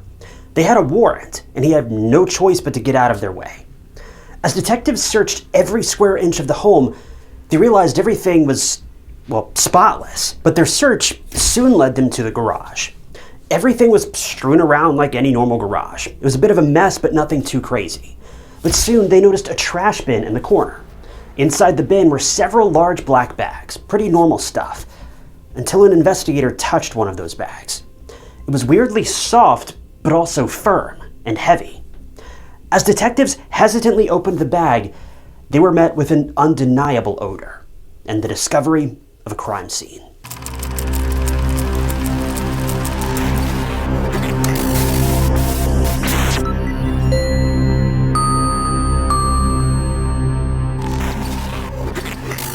Welcome to True Crime Stories. If you're new here, I'm your host, Ty Knotts, and I post new true crime documentaries every single week. So if you're interested in classic true crime without a bunch of AI or drama, hit that subscribe button. It's totally free and just keeps you up to date with all my future videos. Tara Destremp was born in Perkins, Michigan. Her parents, Mary and Gerald, also had another daughter named Alicia. Growing up, Tara was defined as a sweet girl with a contagious smile, and she and her sister got along really well. She had a super normal childhood, being a small-town girl with big dreams. In high school, Tara was quite athletic, participating in cheerleading, basketball, and track. She also played the clarinet in the school band. If that wasn't enough, Tara was also very smart and got great grades. Tara wanted to one day run her own business, so after high school, she enrolled in Beta Community College in Escanaba, but later transferred to Michigan State University, where she would study business administration. Fast forward to 1995. Tara worked at a company called Washington Group International in their downtown Detroit office. Because of Tara's work ethic and bright personality, it was only a matter of time before she got promoted to being an executive in the company, which she was thrilled about. Life was going pretty well for her. While Tara was completing her degree at Michigan State University, her friends introduced her to a man that they thought she'd get along with pretty well, Stephen Grant. Stephen's dad had a tool shop, and at the time of meeting Tara, he was studying politics. Stephen immediately fell for Tara, constantly asking her out, but Tara, on the other hand, wasn't quite ready for a relationship. She saw nothing wrong in Stephen. She was just at a place in her life where she didn't really care to have a relationship, which is understandable. But Stephen kept insisting that she go out with him, and even after one date, Tara wasn't so sure about starting a relationship with Stephen. Still, Stephen was relentless. Well, it wasn't until something else drew the two close that they really got to know each other, and that was grief. See, Tara's grandmother had tragically passed away, and this news really shook Tara to the core. Her grandmother's funeral was a couple of hours' drive away from Michigan State University, and Stephen stepped up and went to comfort Tara and just be there for her. This was the turning point for whatever blossomed between Tara and Stephen, because she saw how caring and selfless Stephen really was, and she eventually returned his feelings. The couple moved to an upscale neighborhood in Detroit, and after getting married, they welcomed their first child, a baby girl named Lindsay, in 2000. 2 years later, the family of 3 grew to 4, with the addition of a baby boy named Ian. So Tara was happily married to Stephen, and the two had 2 beautiful children together. At this point, Stephen wasn't working his dream job. He wanted to pursue politics, and he even worked with a senator when he and Tara were dating. But after moving to their family home, Stephen decided to help his dad out with the family tool business, and it was a pretty flexible job. Now, this was not a huge worry, since Tara was earning pretty good money, and since she got promoted to executive, she'd be able to travel all around the world. And in 2007, she was actually working in one of Washington Group's Puerto Rico offices. Stephen, on the other hand, had basically become a stay-at-home, part-time working dad. With Tara's busy schedule of working in Puerto Rico during the week and flying back to Michigan on the weekends, the arrangement worked out pretty well. At some point, the couple also hired a 19-year-old German au pair, or a live-in nanny, named Verena Dirks. She was to help Stephen out while he was gone to the tool shop. Stephen would take the kids to school, practice, and other places, and then Tara would then help shoulder these responsibilities when she was home on the weekends, with the au pair helping out during the week. So all in all, Tara and Stephen's lives were great. Things at home were working out great. They were happy and they were peaceful. That was until Valentine's Day of 2007 rolled around, and Tara was nowhere to be found. February 14th, 2007 was the day when the Macomb County Sheriff's Office received a call from a man. He wanted to report his wife missing. For context, she'd been missing for 5 days at this point, and the husband hadn't heard from her. If you hadn't guessed already, the man making the call was Stephen Grant, reporting his wife, 34-year-old Tara, missing. Well, I'm sure you're confused about why Stephen called 5 days later to report Tara missing. The investigators had the same question for him. Stephen said that it wasn't Tara's first time leaving home, and that she'd done it in the past too, which was why he wasn't quick to call the detectives the very day she went missing. Even though it didn't curb the police's suspicion, they decided to talk to Stephen to get more information about Tara and the day that she went missing. It turned out that Tara returned from Puerto Rico on the evening of February 9th, and the couple got into an argument, after which Tara stormed out of the house while talking to someone on the phone, telling them that she'd meet them at the end of the driveway before just driving off. Well, the police started their search for Tara, and initially Stephen went out of his way to cooperate, even making media appearances and begging Tara to come back to him and the kids. The detectives soon decided to reach out to everyone Tara knew and see if they had any clues about where she may have gone. They checked plane tickets and airline details to see whether Tara had flown somewhere or not. The investigators also looked into her credit card history, and nothing was touched. It seemed as though Tara had abandoned everything and just left. Stephen also came forward with some interesting information. He claimed to have seen email exchanges between Tara and her boss. According to Stephen, the emails were flirty, indicating that she might have been having an affair. This only thickened the plot. Did Tara leave her family for a secret lover? Was the argument between the husband and wife about Tara's supposed affair? Was Tara's mystery man somehow behind her radio silence? The detectives had tons of questions going through their minds. They also talked to Verena, the 19-year-old live-in nanny to Stephen and Tara's kids, and she also corroborated Stephen's story. She said that Tara had stormed out of the house after an argument. The police also checked Tara's phone records, and they found multiple texts and voice messages from Stephen asking where Tara was, if she was safe, and asking her to come back. But this is where things started to shift a bit. Things are about to get a lot worse. Now, the detectives were already quite suspicious of Stephen, and it stemmed from the fact that he waited those 5 long days before reporting his wife missing. His reason was just weird and unconvincing. Spouses are generally really worried about their partners going missing, and they don't wait for even a day before making a beeline for the police station. But Stephen's behavior was just bizarre. On top of that, his media appeals were also bizarre. His entire demeanor just felt strange, and he never really even shed tears for his wife, even after she'd been missing for more than a week. He was concerned, yes, but you'd think he should be completely distraught.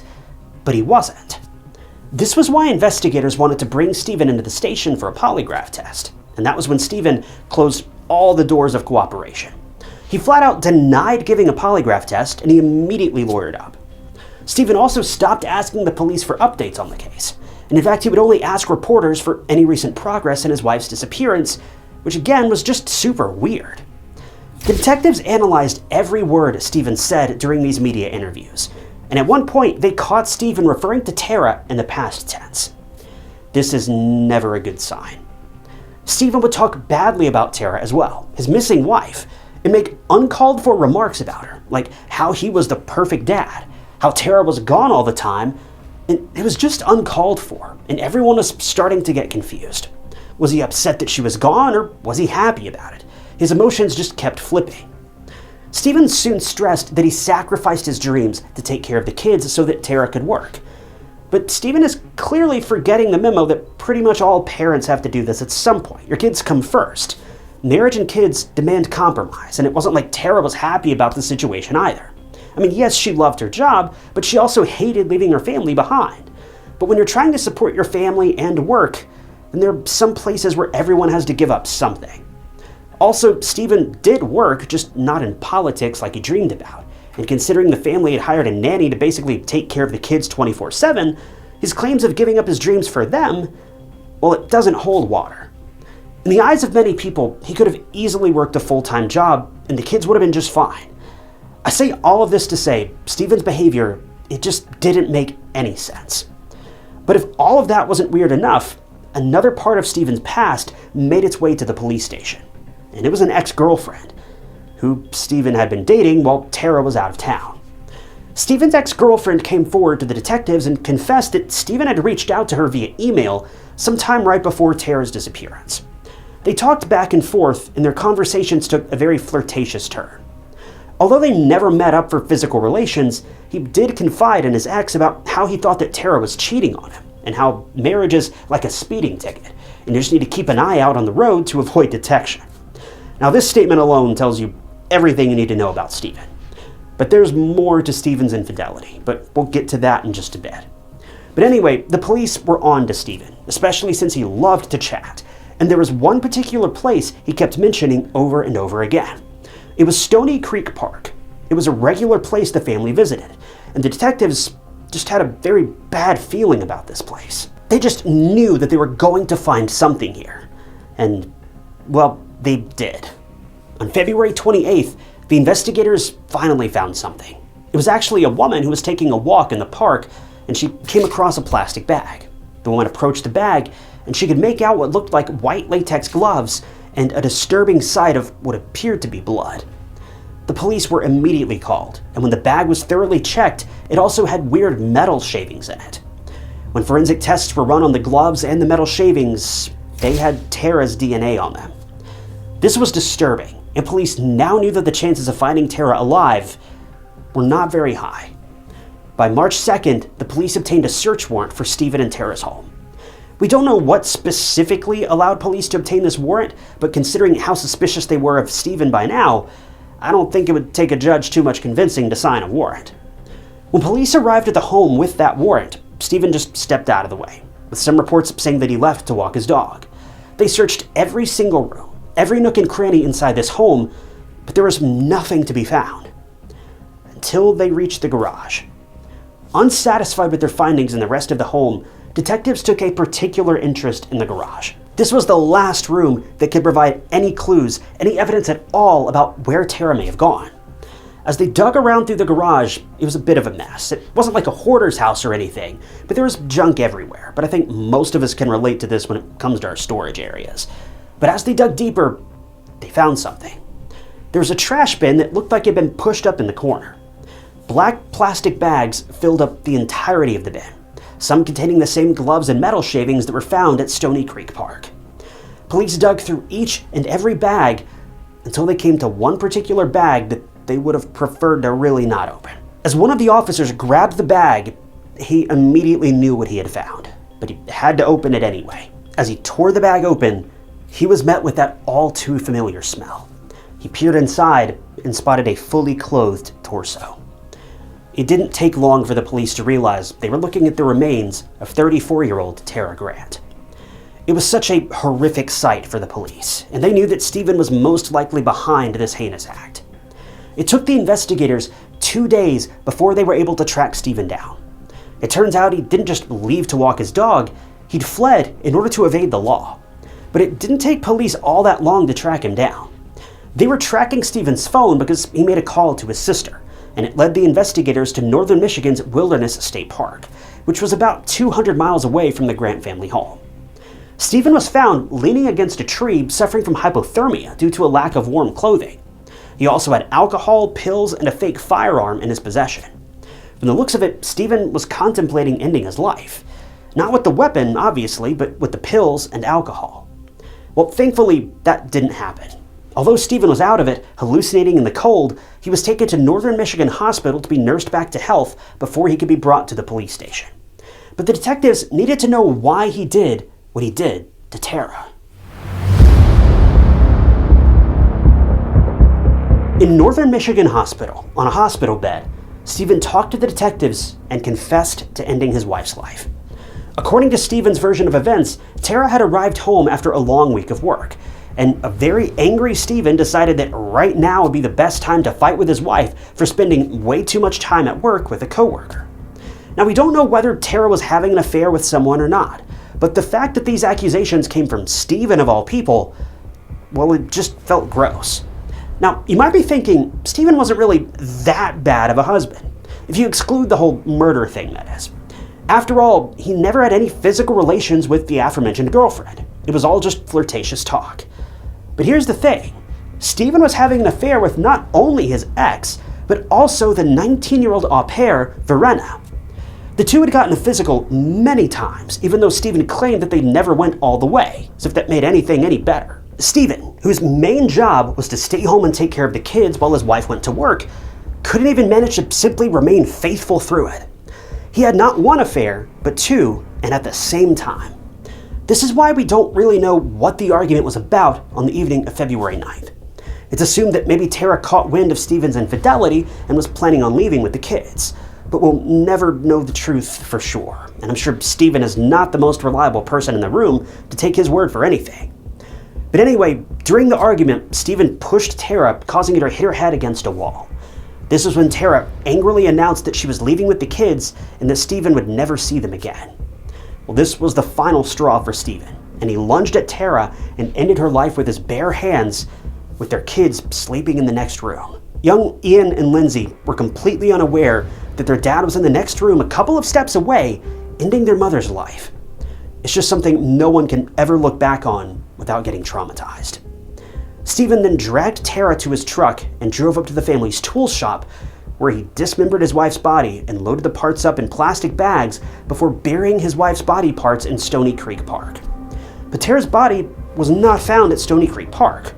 Well, that's because when Stephen found out that the investigators would be searching the park for evidence, he went back, dug up Tara's body, and relocated it back to the family tool shop. It wasn't until March 1st when Stephen was worried that the body would start to decompose, and then he took the body to his and Tara's home and stuffed it in the garbage bin in the garage while in the midst of finding another place to hide the body, or whatever's left of it, for good. Luckily, the detectives got to the garage before Stephen had time to relocate the body again, and that was how they discovered Tara's dismembered body. The most chilling part of this whole crime, other than the fact that it was just downright brutal and inhumane, was how Stephen was confessing to the whole thing. He was talking about his wife's murder like it was a normal Tuesday, even chuckling at certain points in the story, like he just spilled his coffee on the way to work or something. It was just so unsettling for the police to sit through Stephen's confession because, to him, it was so nonchalant. He really just genuinely didn't care. After his release from the hospital, he was handed over to the Macomb County deputies, and on March 6th, 4 days after he was found almost frozen in Michigan's Wilderness State Park, Stephen Grant was formally charged. In April of 2007, Stephen's confession was made public, and it was actually because of this that everyone got to know about his affair with 19-year-old Verena. By December 21st, 2007, 9 months after confessing to killing his wife, Stephen Grant was found guilty of second-degree murder, and he was sentenced to a minimum of 50 years and a maximum of 80 years in prison. He tried to appeal the sentences because he claimed that his confession was wrongfully taken by the detectives because he was in the hospital getting treated for hypothermia. But the judge upheld the conviction, so Stephen Grant will be behind bars, hopefully for the rest of his life. In the end, Tara's sister Alicia and her husband Eric took Tara's kids under their wing and raised them as their own in Ohio. I hate that these kids were forced to grow up without either of their parents, but if there's any silver lining, these kids were incredibly fortunate to have at least had close family members who were willing to take them in, because no one wants to end up in foster care, and certainly not in a government-funded facility either. As police were finally buttoning everything up, one person kept coming to mind. The investigators thought that Verena may have had something to do with Tara's passing. The detectives thought that she was an accomplice, but other than engaging in an affair with a married man, Verena really had no idea that Stephen had callously ended his wife's life, as she wasn't even at the family home when it took place. Stephen fed Verena lies and promises, and the young nanny fell for it, but she didn't really have anything to do with Tara's murder. But one of the most heartbreaking pieces of this story was yet to come. On June 13th, 2008, about 6 months after Stephen's sentencing, Stephen's dad, William, took his own life. He was never able to recover or cope with the idea that his own son, a child he helped raise, became a killer.